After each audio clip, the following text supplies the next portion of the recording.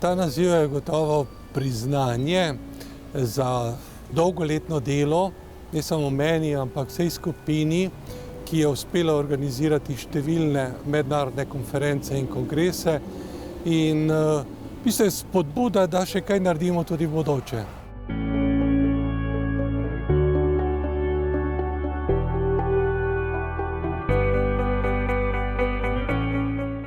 Gre za izmenjavo strokovnih, znanstveno-raziskovalnih znanj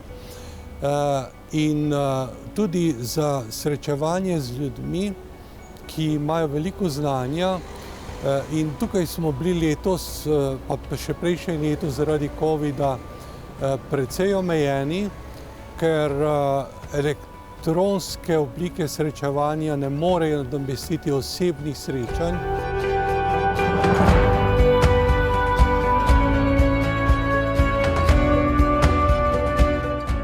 Take konference prinašajo zelo veliko koristi ne samemu organizatorju, njegovi inštituciji,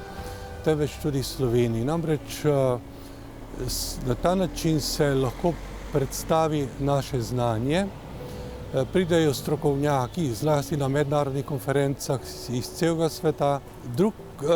vidik je pa promocija Slovenije, namreč skupaj pridejo ljudje, ki veliko potujejo, ki imajo mednarodne povezave in vsi po vrsti dejansko brez izjeme ugotavljajo, da je Slovenija najprej lepa dežela, urejena in da ima ustrezno infrastrukturo za organizacijo takih sestankov.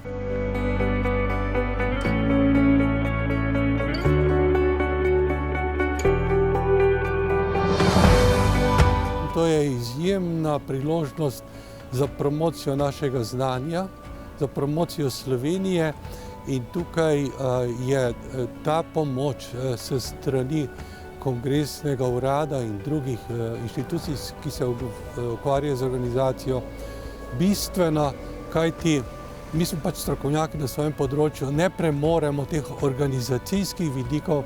in brez te pomoči bi seveda bila ta organizacija nemogoča ali pa bistveno bolj problematična in šibka in tudi ta vidik, torej ta logistika, ki jo Slovenija premore, to logistiko so prepoznali številni udeleženci iz tujine in so nam dali priznanje, da smo uspešni, dobri in se z veseljem vračajo.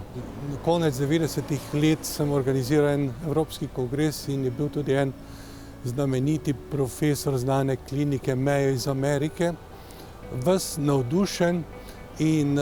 je potem se še 2 leti potem vračal na letne počitnice svojo družino v Slovenijo, ker je rekel, da tako lepo mu še nikjer ni bilo kot pa na dopustu v Sloveniji.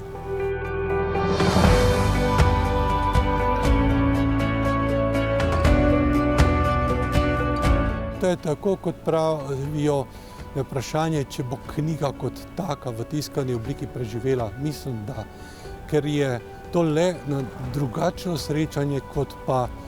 elektronsko, hipno, brezosebno in jaz mislim, da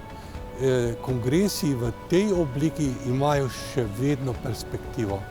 Da dobiš organizacijo nekega takega mednarodnega kongresa v Sloveniji, ki je relativno majhna, mlada država, do nedavnega neprepoznana, se moraš zelo, zelo truditi, da ti zaupajo, da ti mednarodni forumi dajo zeleno luč, kajti tukaj gre dejansko za prestiž in številni tekmujejo, da dobijo organizacijo takega kongresa.